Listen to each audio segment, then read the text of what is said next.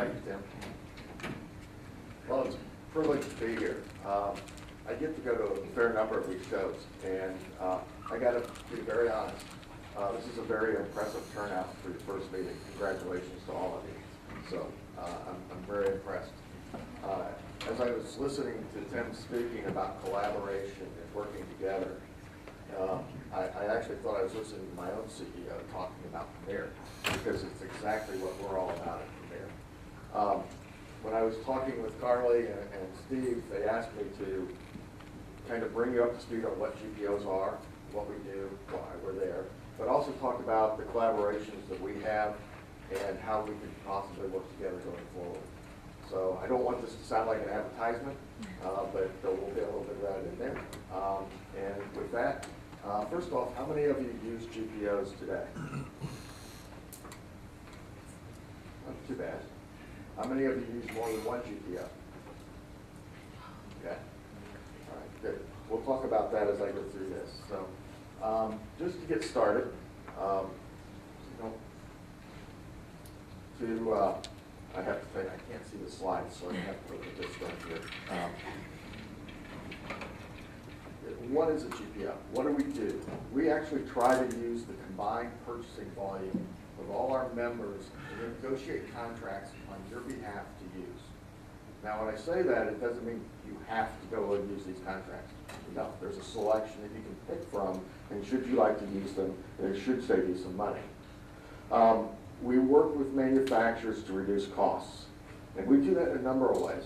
One is just the pure negotiation of contracts, but we also work with them to try to better understand how to use their products, how to reduce cost and improve the health of our communities. For Premier, that's a very important issue. We really want to understand how to improve the quality of life for our members and all their constituents. So when I show you the demographics of Premier, I think you'll understand we touch a lot of healthcare within the United States. Medical products are typically sold through our healthcare partner, McKesson, and I think I saw some McKesson people. There they are in the back. So, and I know they have a booth down there. They tend to be the distributor for those products. So we negotiate with the manufacturer. We also have a very strong relationship with the McKesson folks, and they actually sell those products to you using our contracted price. Okay.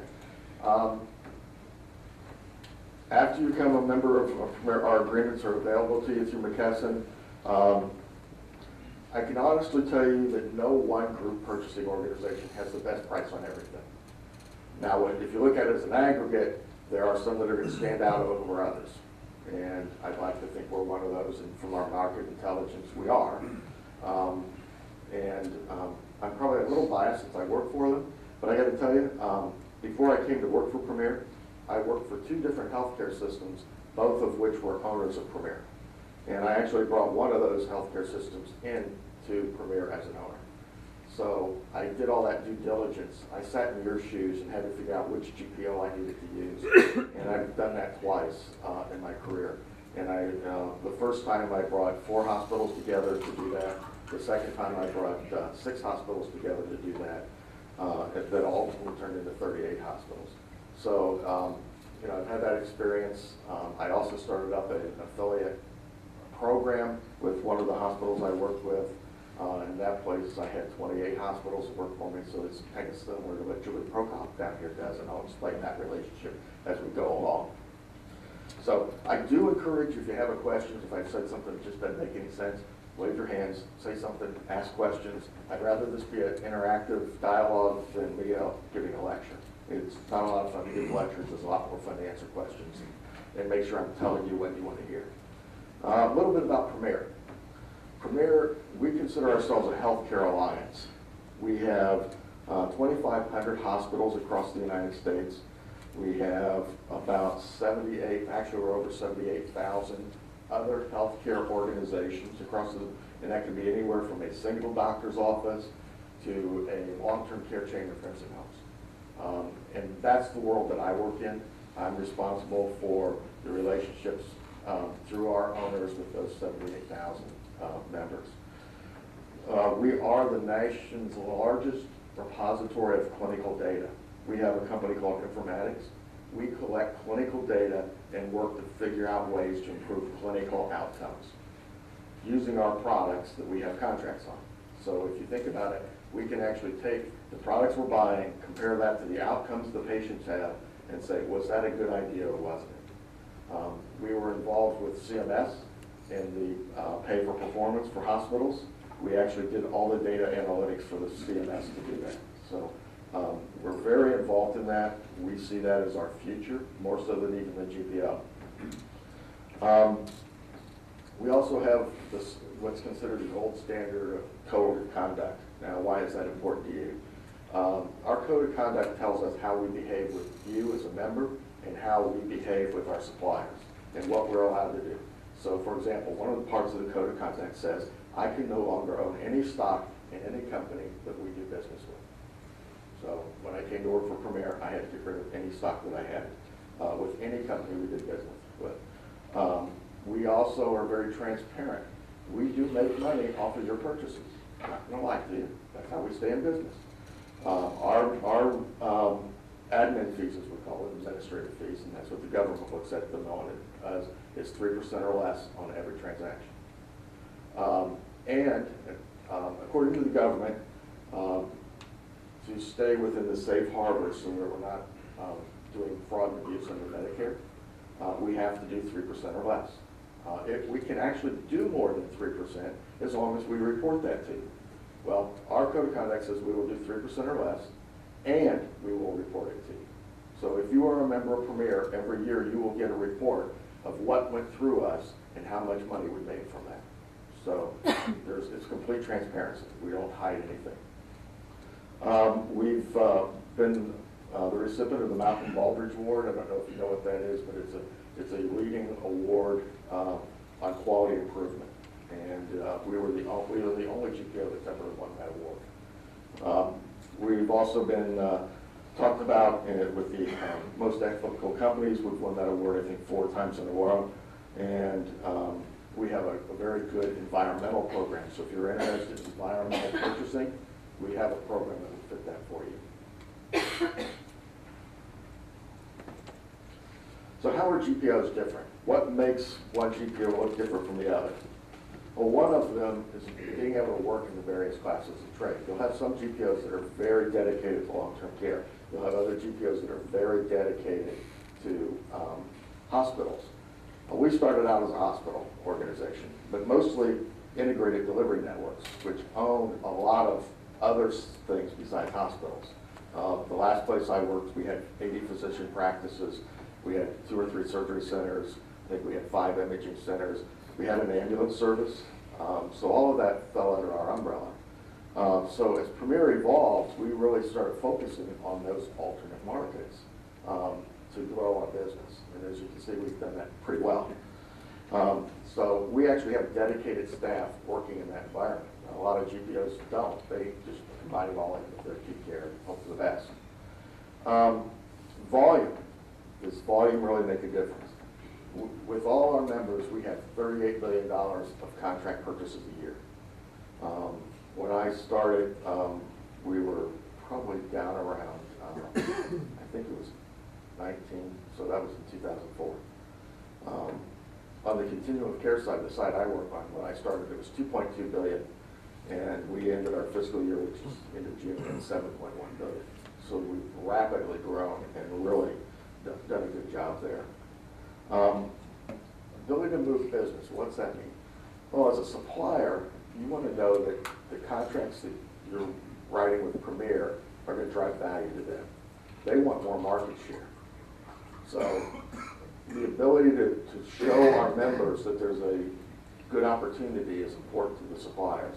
And that's something we work very hard to do, to make sure that we get the information in front of you so you can make sound, good decisions.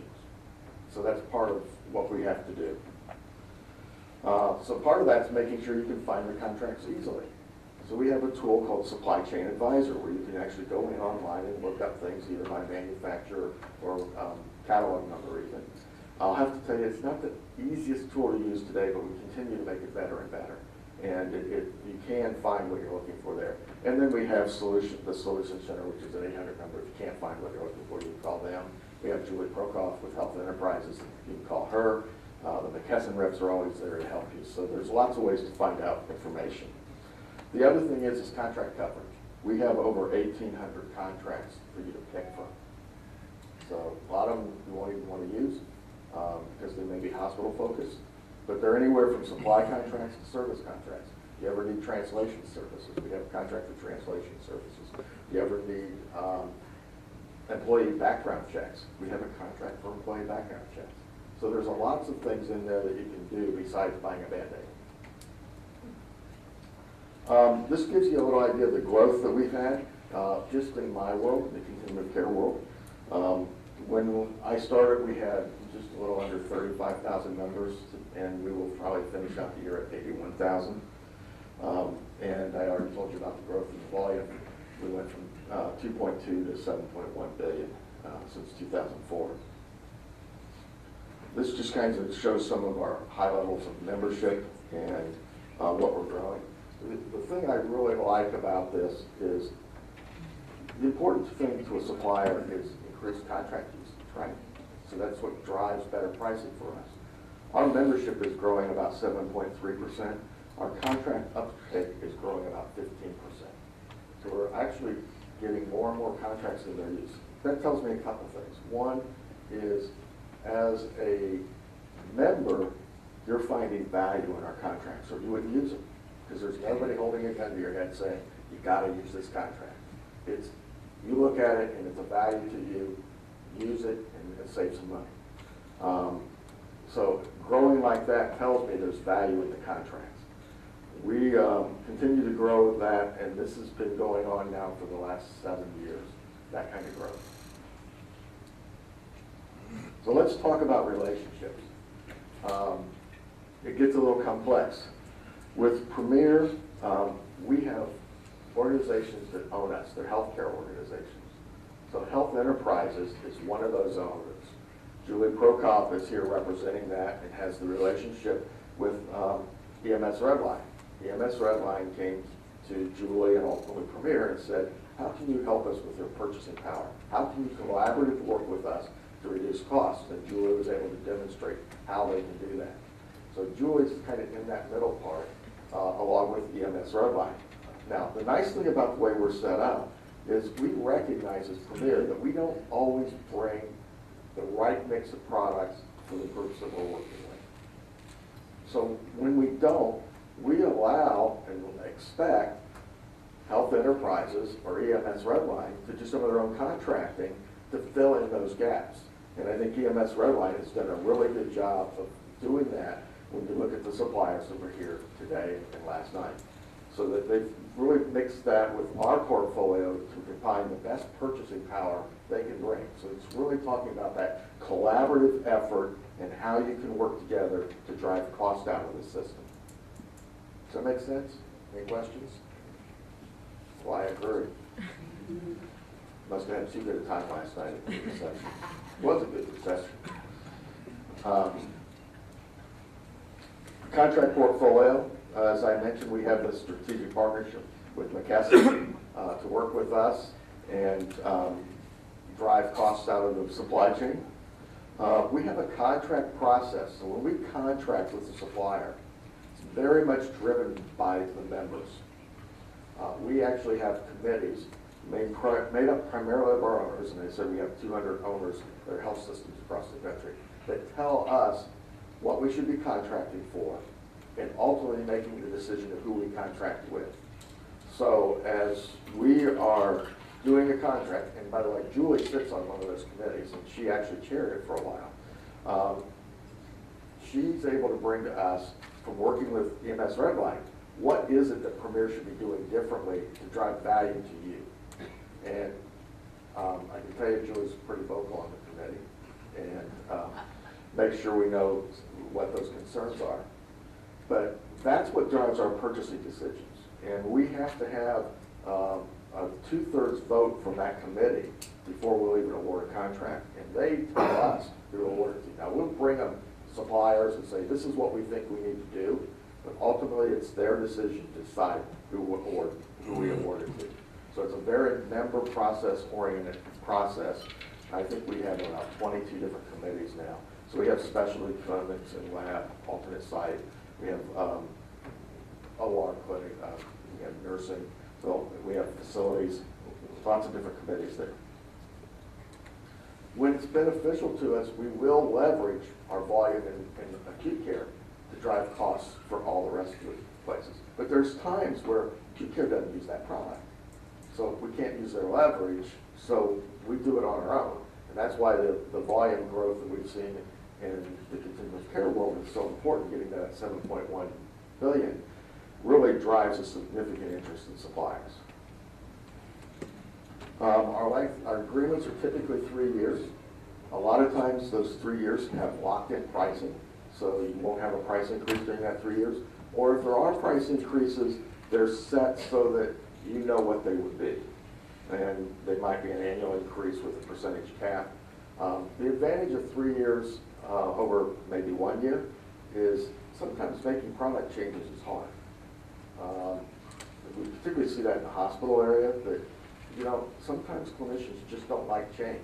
And trying to get them to use widget A instead of widget B takes a little bit of time, and by the time you get it done, you don't want to have to do it again at the end of the year, because if we award a contract for a year, you'll get it awarded. About the time you get it awarded and change, it'll be time to do it all over again. So 3 years is kind of a nice number that fits pretty well. We do occasionally do 5-year agreements. That takes a special approval of our board, so we don't do it very often. But there are times, like distribution agreements, we'll sometimes do for 5 years because it's hard to change that. And as I mentioned earlier, we have 1,893, when I checked the supply chain advisor last, contracts out there for you to pick from. This gives you some ideas of what we have on contract. I'm not going to spend a lot of time going through this slide, but I think you'll find that there's a lot of variety. How many of you use cell phones? Anybody not use cell phones? How many of you getting a decent discount off your cell phone price? Anybody getting over 20%? Our contract is over 20% discount from Verizon and AT&T.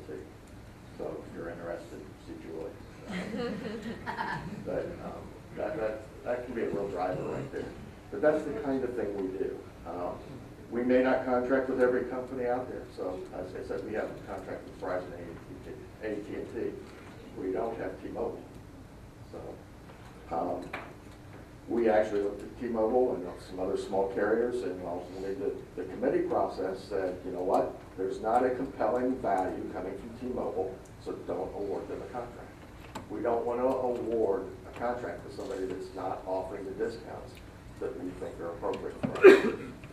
So sometimes the choice is limited. Occasionally we'll even do sole source if there's just a real compelling reason to do it. But got to be honest, it's got to be very compelling. And when I say compelling, they have to have good product clinically, and they have to have, or however it works, or it has to have a very good discount.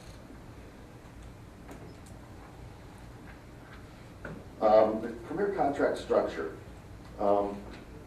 This can get a little complex. We typically have tiered pricing in our structure. Keep in mind, we have some integrated delivery networks that by themselves buy $2 billion of products a year. And then I have a doctor's office that buys $1,000 a year. Now that integrated delivery network will say, you know what, I think I should get a better price than that doctor's office that's only buying $1,000. It's hard to argue with that. So what we end up doing is tiered pricing. And that tiered pricing allows for whatever market segment you fall in to give you a very competitive price for your size, but it also allows some flexibility. Now, sometimes that's done by market share, sometimes it's done by volume, sometimes it's done by a combination of those. So like I said, it can be a little complex. Now, what drives your individual pricing? What makes it work best for you? Well, aligning the category of spend with health enterprises is that. This gets to that collaborative effort that we talked about earlier and Tim talked about. How do we collaborate and drive that? Well, Health Enterprises does a good job of taking all its members and and going to the suppliers and say, look, I have some influence on how these people buy, and as a result, I want to aggregate all my members together, and we get the same tier for all our members, whether you're an ambulance service with one ambulance, or an IDN, or a hospital that's doing $100 million in purchases. They want it to be all the same. So Julie and her team have done a really good job of doing that on your behalf. So when you're trying to make a product decision, one of the things you have to look at, what contract have they been able to do that with? So for example, if you're buying needles and syringes, you have a choice between Covidien and BD. Well, Julie may have done an aggregation with one of those two, and therefore you'd want to use that one, unless you have a real strong clinical preference for the other one. You have the option of doing that, but if you go to the one that she's done the collaboration on, you'll get a better price. So you save some money. The other thing is she's also locally negotiated, so sometimes she's not even on our tier. She's actually gone outside it and gotten a better tier for what she's doing in her marketplace. And then finally, using the regional contracts that both EMS Redline have done and Health Enterprises have done even brings more value to you. So as Health Enterprises learns more about you, they may do some other regional contracts, or they may have a regional contract that will impact you that Premier doesn't have today, and that's fine. And then Julie will come back and yell at me about why I don't have that contract, and then we'll work on that too. This just kind of graphically shows the tiering of pricing. It breaks it down. This is just a fictitious example of maybe anybody that buys under $5,000 a year off this contract gets tier 1. Tier 2 is $5,000 to $10,000. And it's just a way we lay out the structure. There's times where certain vendors want to charge different prices in different classes of trade. So for example, in a hospital, the people that provide enteral feedings really want to discount it into a hospital because they know once you get on it in the hospital, you're hooked for life. It's kind of like baby formula. You know, when you have a baby, they give you a formula at the hospital, knowing that when you get home, you're going to buy that same stuff. And then when you go to the drugstore, you know, it's $10 a bottle. Why did I do this? But same thing. So they will have a price for hospitals. They'll have a different price for long-term care centers because once they get you hooked in the hospital, they know you're going to the long-term care center and you're going to want this product there. So that's where they're making a lot of the money.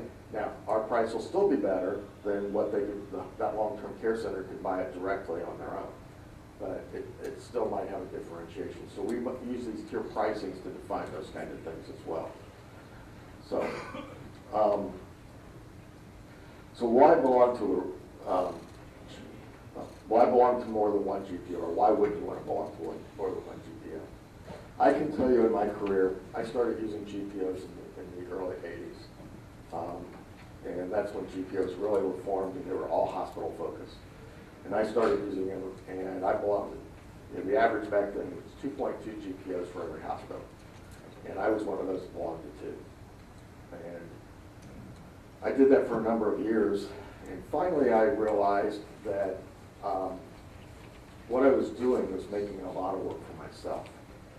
Because what happens is when Premier says you're a member of Premier and another GPO says you're a member of them, the manufacturers look at these lists. We give them that list of members every week. And they're expected to keep up and ready. Well, if they have a conflict, they have to make a choice. Which one do I pick? Well, you know what they normally do? They pick none. Until you send them a letter saying, I want to be part of this GPO. Well, the downside is they have a lot of time to listen to hospitals that are buying hundreds of thousands of dollars. But when you get into the smaller spends, they don't have a lot of time to listen to that. So they have a limited number of staff to do that. So what I'm saying here is, unless you're prepared to do a lot of manual work picking GPOs, 2 of them probably isn't your best interest. So I encourage you, even if it's not Premier, to pick one. I would hope you pick Premier and Health Enterprises and what Redline, EMS Redline's doing. But if you don't, I still encourage you to pick one because what you're going to do is create quite a bit of work for yourself. and it impacts how the distributor was pricing. Because believe it or not, you can tell the distributor is part of Premier. They have to go ask each manufacturer for that pricing. They can't just load it and say, you've got it. They have to have permission from that manufacturer to load that pricing. So it creates a lot of work for everybody when there's more than one. And ultimately, it impacts your savings. So unless you have time to watch every invoice to check to make sure you're getting the price, you may not be when you think you are. So, just finally here, just a few comments to wrap up. You know, we have a comprehensive portfolio that I think will drive value for you. We have a lot of different things to go, and so I encourage you to take a look at it. Talk to Julie, talk to McKesson while you're here. Unfortunately, I have to leave right after this presentation. I have another obligation I have to get to. I have Nancy Redline here on my staff that's working with Julie. She can answer any questions for you. And with that, if you want to contact anybody, there's the contact information about us. And I hope you have a great meeting. I think it's a great group. I really enjoyed meeting some of you last night. And I thank you for your time, and I open it up for questions.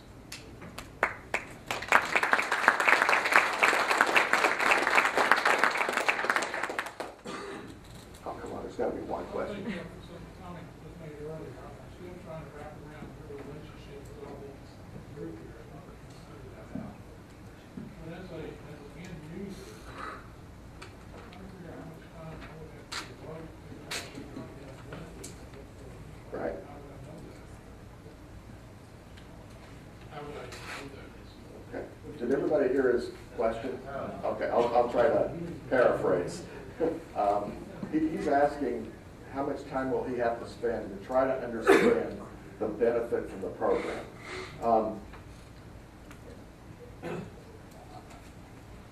Up front, I think you'd have to spend some time on it, and kind of taking a look at what your costs are today versus what the combination of EMS, Redline, Health Enterprises, and American bring to you. You can do most of that through Julie Prokoff, she's with Health Enterprises, and McKesson. And they can help figure that out. They're in the back there. They can help you figure that out. You know, I'll be honest, I've done a lot of these analyses in my career. I've spent as much as 6 months working on it, and I've spent as little as a couple hours. So it really depends on what you're buying, what you're interested in. You don't have to do every contract at once. So as your cell phones come up for renewal, for example, take a look at the cell phone contract. Or if you think you're spending too much on cell phones and you want to save money, look at it right away. What I would do is take a look at what am I buying and prioritize based on what I'm spending, where I want to spend my time. I mean, a simple kind of ABC analysis of that. Now, one way to do that is if you're not working with McKesson, you're probably buying from some distributor today. Those distributors can actually give you a report of what you're buying every year and what you're spending on it. And you can use that as the basis of analysis. You know, we typically will do confidentiality agreements so that we're not sharing it. In fact, before we will give you our pricing, we will ask you to sign a confidentiality, because the last thing we want you to do is to take it to our competitor, because that's what we're selling is our pricing. Julie, you want to say something? Just a comment to that. Once you pull together a list of your products, you're not expected to go get those prices on your own. You send the list to us, and we will give you, after the confidentiality agreement, what our pricings will be on those products. They'll do that analysis for you. I hate to run this whole lady to death here, but then you talk another, we're in a relationship now in that regard. Because now I'm not coming to know you individually, or we're doing this? No. Well, the relationship with Health Enterprises is through Redline, but I think you would work directly with Health Enterprises to do this analytics. Okay? Instead of confidentiality. Yeah. My goal is also compliance. Sure. Yeah. Okay. Yes, sir. Hi, Rich, welcome. Just curious, and moving forward, will Premier be doing the negotiations with vendors? Will that fall to Health Enterprises or EMS Redline? Just curious to know as far as the process, the due diligence, and the RFP process, how that will follow? The answer is both. The majority of the products will be on premier contracts. And we have a very rigid process for doing awarding contracts. It takes about 9 months for us to do that with all of the steps that we're required to do to comply with federal regulations and our code of conduct. Julie could be a little swifter than that and do something a little quicker because she doesn't have to be quite as formal in her process. But the bulk of the products would be under premier contracts. And then EMS Redline have a few of their own contracts as well that you're available to use. So, if you find something that you're utilizing that either Premier or Health Enterprises, or you can't get it through your distributor, McKesson, please let us know that. And I don't care who you tell, whether it's Julie, me, EMS Redline, who has, conversations with us all the time. A gentleman stopped by our booth and said, why don't you have agreements with Sprint Nextel because of the two-way radios? Okay, great question, you guys. I have worked with Sprint in a previous life, and I understand how with your class of trade, what you're doing, that is a great idea. That's something that we could bring up, not saying that we're going to be able to do it because that would then discount the advantage of Verizon and AT&T, who we currently have an agreement with. But that's not to say that we can't bring that up in the committees because your class of trade or first responders really finds that to be very, very important, okay? So we want to hear what you have to say and what's unique to you that we don't have right now. yeah, just, Does that make sense? your Okay. feedback makes us better. It doesn't do us any good not to have something on contract that you need. It doesn't do you any good for us not to do that. So your feedback makes us better. And your feedback channel is through Health Enterprises. Julie sits on our committee. She's very vocal on the committee, and she'll make sure we have what we need. How many times So, are you going to say that? I'm actually out of time here, so I really thank you again. If there are other questions, I'll stick around for a few minutes after the meeting. You can ask me individually.